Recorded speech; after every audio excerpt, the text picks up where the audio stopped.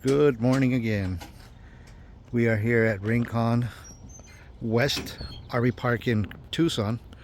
Going to be doing this 2020 Newmar Dutch Star or Dutch Star. I don't know how to pronounce it, but there it is. It's a flush mount just like the one we did yesterday. It's actually floating on glue, and we need to leave it exactly how it is right now. So here we go again. This is it, the tall one.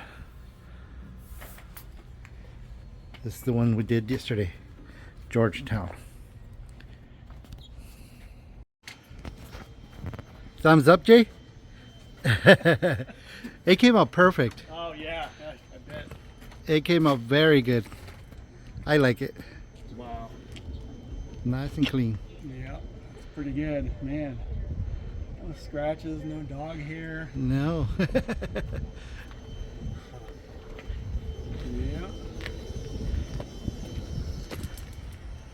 And you saved like $3 grand, right? By not going with Newmar.